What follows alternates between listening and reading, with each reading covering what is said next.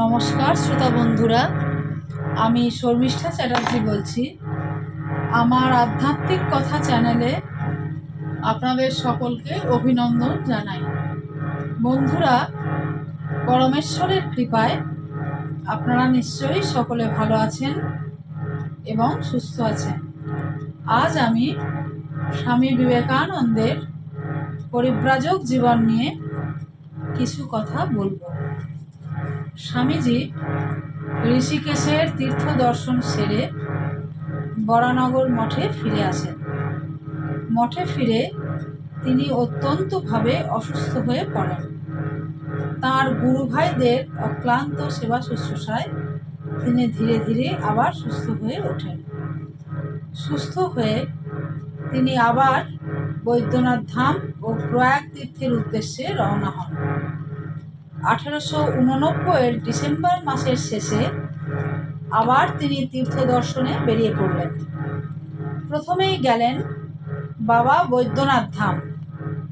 ইচ্ছে ছিল সেখান থেকে সোজা যাবেন কাশী বিশ্বনাথ, কিন্তু বাবা বিশ্বনাথের ইচ্ছে অন্যরকম ছিল।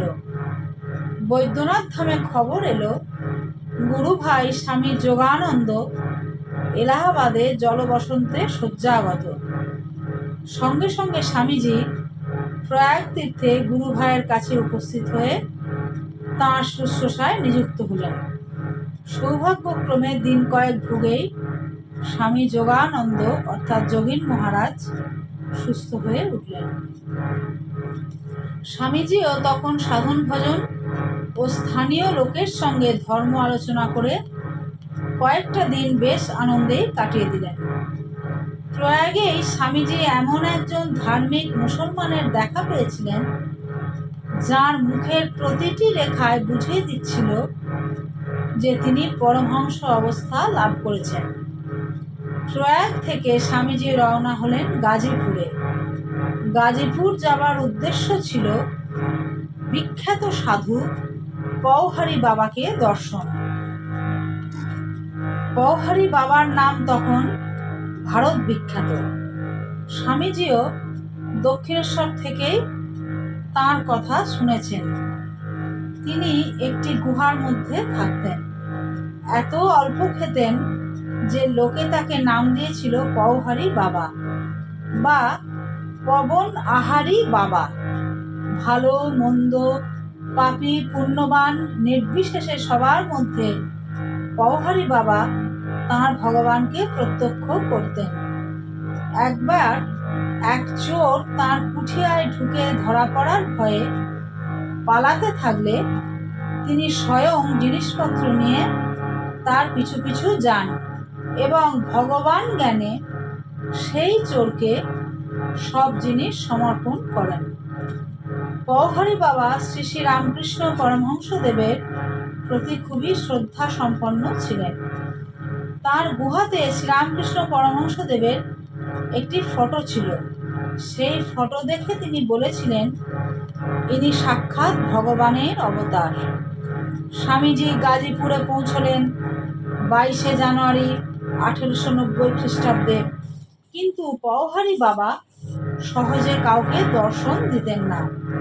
স্বামীজিকেও সম্ভবত তাঁর দর্শনের জন্য কিছুদিন অপেক্ষা করতে হয়েছিল, কেননা স্বামীজির 4 ফেব্রুয়ারির চিঠি থেকে বোঝা যায় তিনি সবেমাত্র পওহারী বাবার দর্শন পেয়েছেন। প্রমোদা দাস মিত্রকে লেখা ওই চিঠিতে স্বামীজি লিখেছেন, বহু ভাগ্য ফলে বাবাজির সাক্ষাৎ হইয়াছে। ইনি অতি মহাপুরুষ। আমি ইহার শরণাগত হইয়াছি।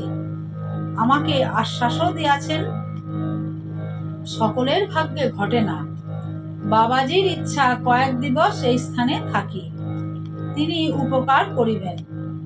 অতএব এই মহাপুরুষের আজ্ঞানুসারে দিন কয়েক এই স্থানে থাকিব। স্থানীয় রায়বাহাদুর গগনচন্দ্র রায়ের একটি বিরাট বাগান বাড়ি পওহারী বাবার গুহার খুব কাছেই ছিল। স্বামীজি সেখানে থাকতে লাগলেন। পওহারী বাবা নিশ্চয়ই স্বামীজিকে চিনতে পেরেছিলেন। সাধারণ মানুষই যাকে অসাধারণ পুরুষ বলে চিনতে পারতেন, পওহারী বাবার মতো সিদ্ধ মহাপুরুষ তার অন্তর্দৃষ্টির সাহায্যে তাকে যে আরো গভীরভাবে বুঝতে পারবেন, তাতে আর আশ্চর্য কি।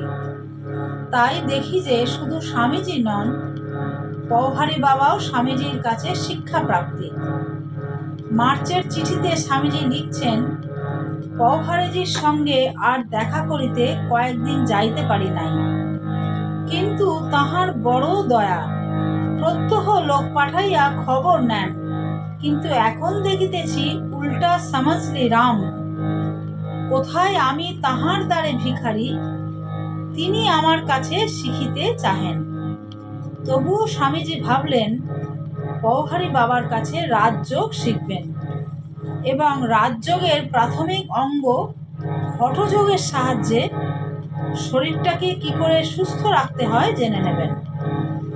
স্বামীজি এই সময় ক্রমাগত অসুখে ভুগছিলেন বলেই হঠযোগের প্রতি আকৃষ্ট হয়েছিলেন।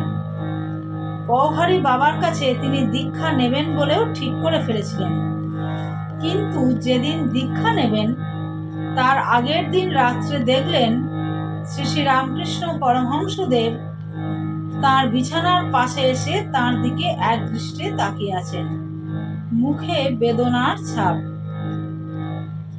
শ্রীরামকৃষ্ণের দর্শন পেয়ে দীক্ষা নেবার ইচ্ছা সাময়িকভাবে ত্যাগ করলেন। দু একদিন বাদে আবার যেই ভেবেছেন দীক্ষা নেবেন, অমনি আগের মতো শ্রী শ্রী রামকৃষ্ণের দর্শন পেলেন। এইভাবে 21 দিন শ্রীরামকৃষ্ণের দিব্য দর্শন পাওয়ার পর স্বামী বিবেকানন্দ পওহারী বাবার কাছে দীক্ষা নেবার সংকল্প চিরতরে ত্যাগ করলেন। প্রমোদা দাস বাবুকে চিঠিতে লিখেছেন, আর কোনো মিয়ার কাছে যাইব না। এখন সিদ্ধান্ত এই যে ঠাকুর রামকৃষ্ণের জুড়ি আর নেই। সে অপূর্ব সিদ্ধি আর সে অপূর্ব অহেতুকী দয়া, সে প্রগাঢ় সহানুভূতি বদ্ধ জীবনের জন্য এ জগতে আর নাই। কিন্তু পওহারী বাবার প্রতি চিরকালই তিনি গভীর শ্রদ্ধা পোষণ করতেন। বিদেশে তিনি তার সম্বন্ধে একটা বক্তৃতাও দিয়েছিলেন। গাজীপুরে স্বামীজি প্রায় 3 মাস ছিলেন। এই 3 মাস তিনি বাল্যবন্ধু সতীন্দ্রনাথ মুখোপাধ্যায় ও রায়বাহাদুর গগনচন্দ্র রায় এই দুজনের বাড়িতে অতিথি হয়ে ছিলেন। অন্যান্য জায়গার মতো এখানেও স্বামীজির ব্যক্তিত্বের আকর্ষণে তার কাছে দলে দলে লোক আসত। কিন্তু গাজীপুরের শিক্ষিত সমাজের স্বধর্ম বিমুখতা ও উগ্র পাশ্চাত্য ভাব স্বামীজিকে ব্যথিত করেছিল। গাজীপুরে থাকাকালীন অনেক ইউরোপীয় ভদ্রলোকের সঙ্গেও স্বামীজির আলাপ হয়। তারা প্রত্যেকেই স্বামীজির পাণ্ডিত্য ও বেদান্ত ধর্মের ব্যাখ্যা শুনে মুগ্ধ হন। গাজীপুরের জেলা জজ মিস্টার পেনিংটনই সর্বপ্রথম স্বামীজিকে বলেন পাশ্চাত্যে অর্থাৎ ইংল্যান্ডে গিয়ে ধর্মপ্রচার করতে। স্বামীজি খুব সম্ভবত সেই প্রস্তাবকে তখন গুরুত্ব দেননি। স্বামীজি হয়তো গাজীপুরে আরো কিছুদিন থাকতেন, কিন্তু স্বামী অভেদানন্দ কাশীতে অসুস্থ হয়ে পড়ায় তিনি কাশীতে ছুটে এলেন।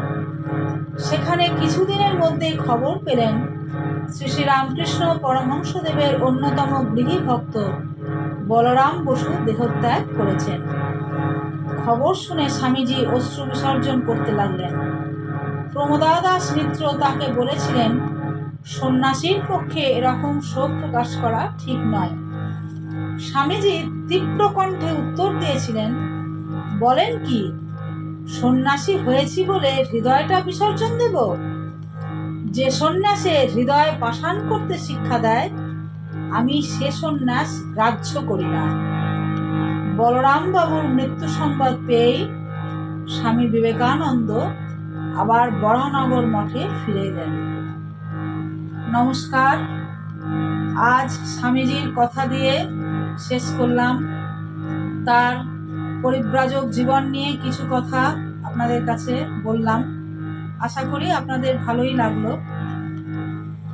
পরের দিন আবার নতুন কোনো কাহিনী নিয়ে আপনাদের কাছে হাজির হব। সচ্চিদানন্দের কৃপায় আপনারা সকলে সুস্থ থাকবেন, আনন্দে থাকবেন, ভালো থাকবেন। তব কথামৃতম তপ্ত জীবনম কবিভিরীড়িতম কলমশাপহম শ্রবণ মঙ্গলম শ্রীমদাততম ভুবি গৃণন্তি যে ভুরিদা জনা। শ্রীমদ্ ভাগবত গোপী গীতা। হরি ওম তৎসৎ।